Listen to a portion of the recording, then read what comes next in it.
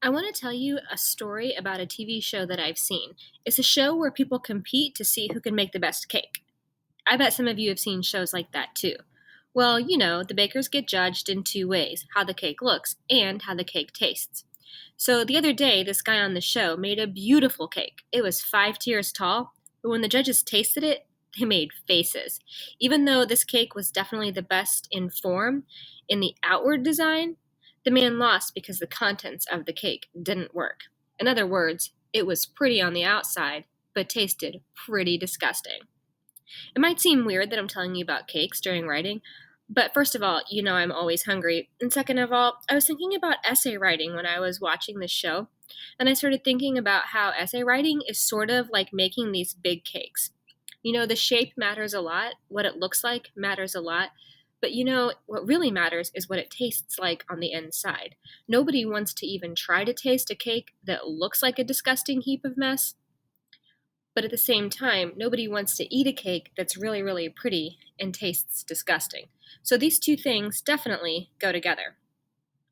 And yesterday, we were talking about how essays are a different kind of writing than your narrative. It's just a little bit more challenging.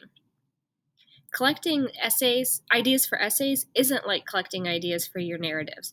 When you collect entries for a narrative, those turned into stories. You had lots of little stories, and each one looked similar to the next until you decided which story you wanted to complete.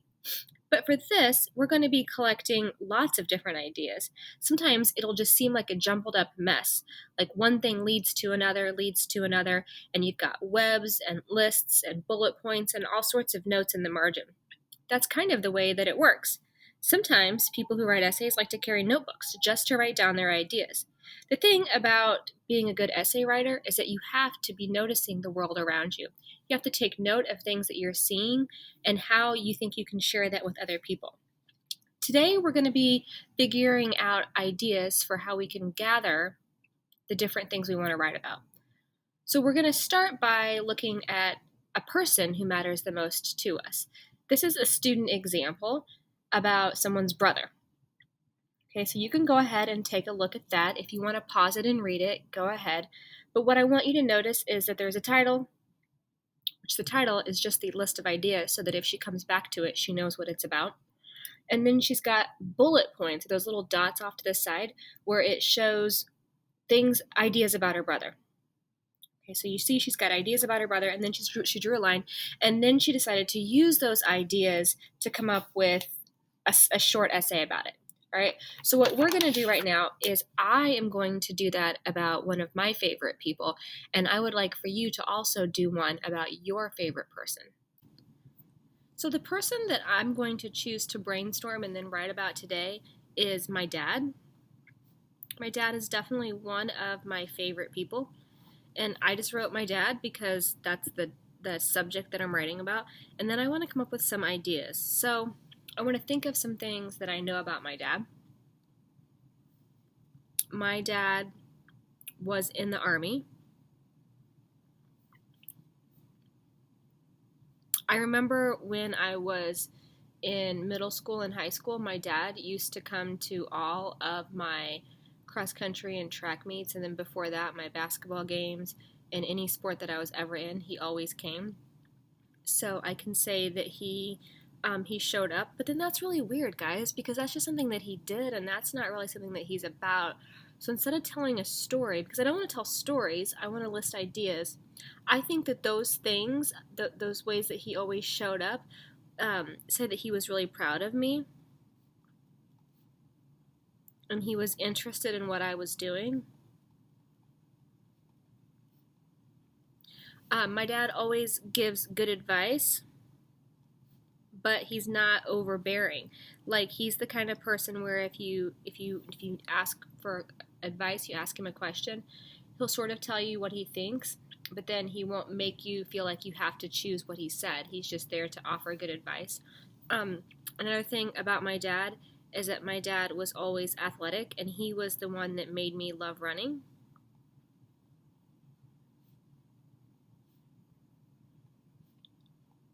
And we used to run together.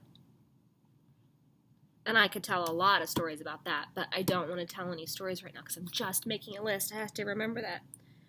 He liked to work in the yard, and he was always outside.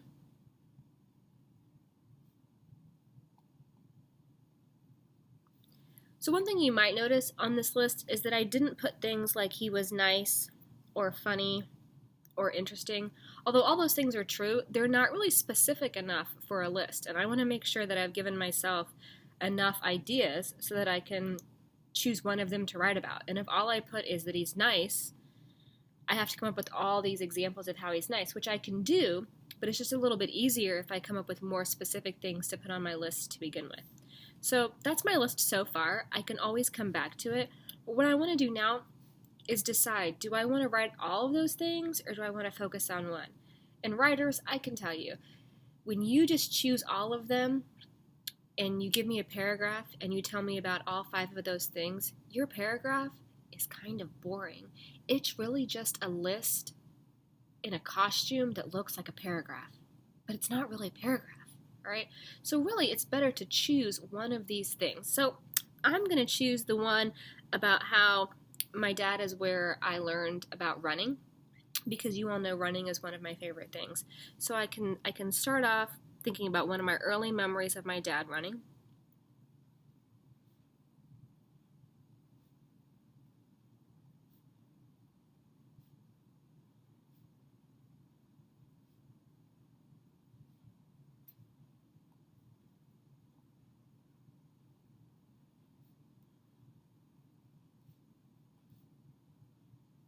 So a big part of my childhood was being little and watching my dad get ready to go outside and run.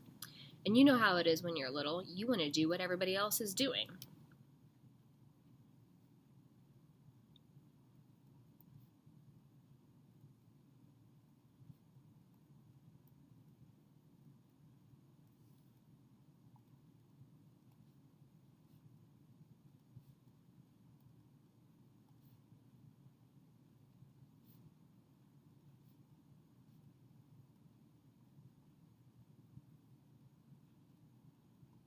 So at some point, I became old enough so that my dad would take me with him.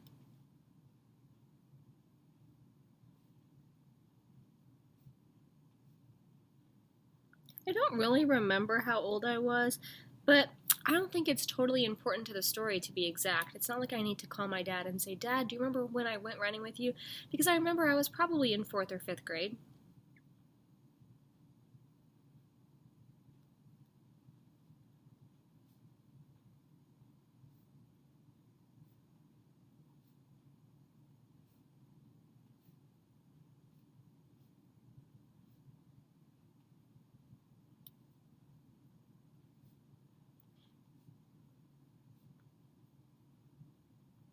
I remember thinking it was really special because nobody else was with us.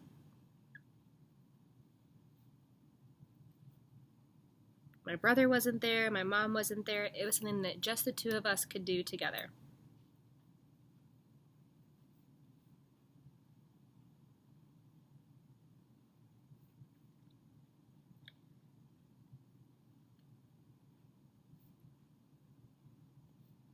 We went on more runs over the years,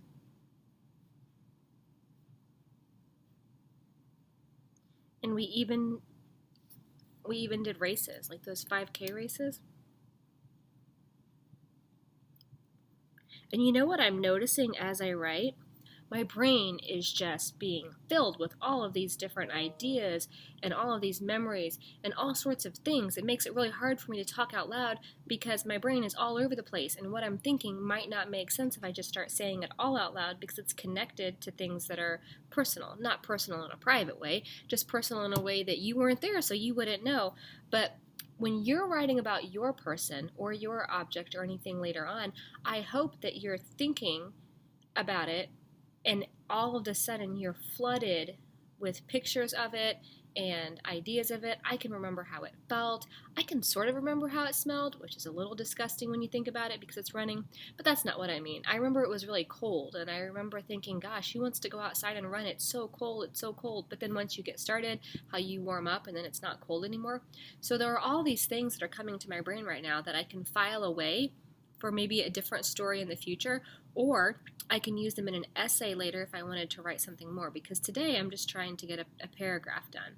So I'm going to finish this one up, but in my brain, I'm not going to forget. So we went on more runs over the years, and we even did races. Eventually, I started beating him.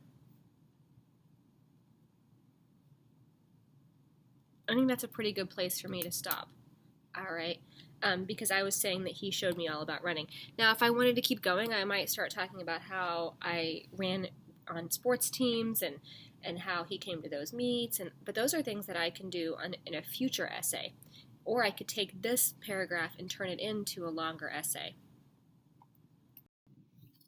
Now that we've had some time to get started on one type of idea gathering, which was people, I want you to think about how many other ideas that you could write about. One is that you can think about a place or an object that matters to you. List ideas around that place or the object, and then choose one of those ideas to write something longer about. Remember earlier this year, we made maps of our life. We made our idea maps, we had expert lists, we made our heart maps. We did lots of things back in our writing notebook at the beginning of the school year.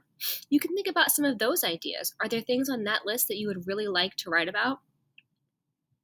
I would definitely choose something that matters. I would choose something that's important to me, not something that I don't care about or something that I don't know very much about.